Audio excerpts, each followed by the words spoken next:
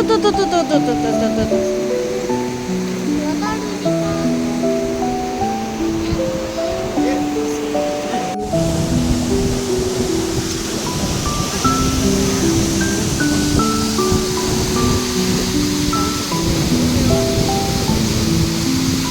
็นย้ำฮ้อนบ้านเฮาตอนนี้เนาะพอดีบ้านเฮาตอนนี้เป็นแต่อยากลงเลยแต่ตอนนี้ลงบ่ได้นะมันหนาว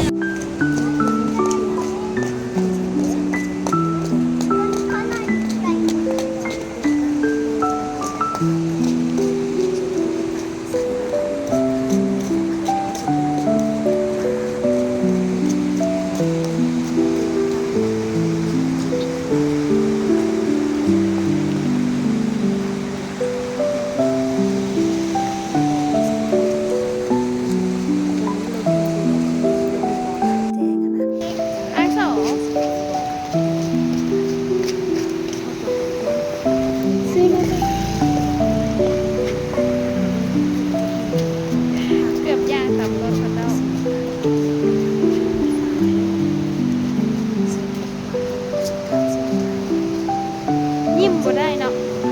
ยิ้มและแก้มกลายเป็นซาลาเปาไปเลย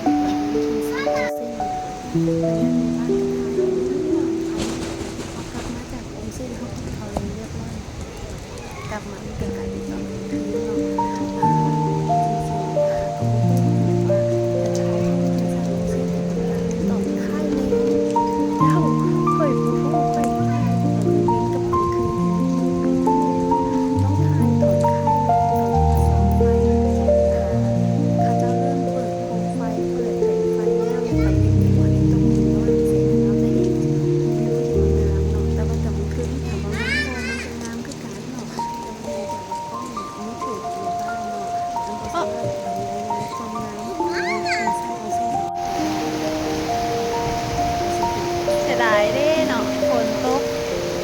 คนมันก็บึดยึดบดตกแต่ว่าแบบมันยึดมันก็ยึดแป๊บเดียวแต่ว่ามันตกมันก็ตกแห้งเนาะ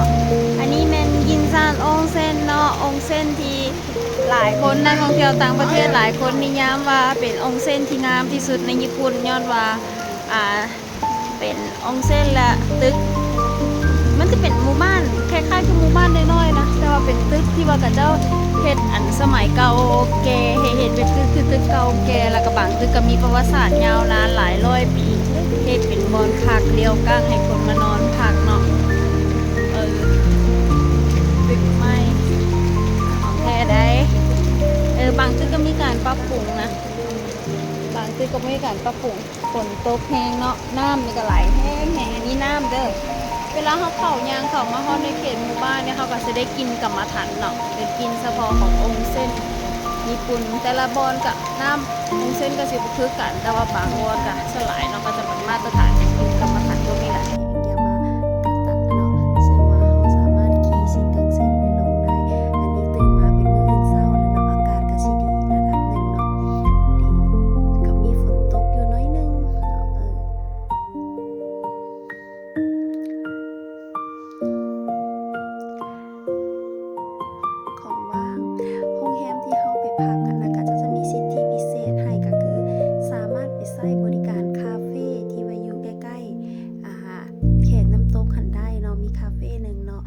คาเฟ่นั้นเปิดตอนบ่าย 3 โมงเราสามารถไปกิน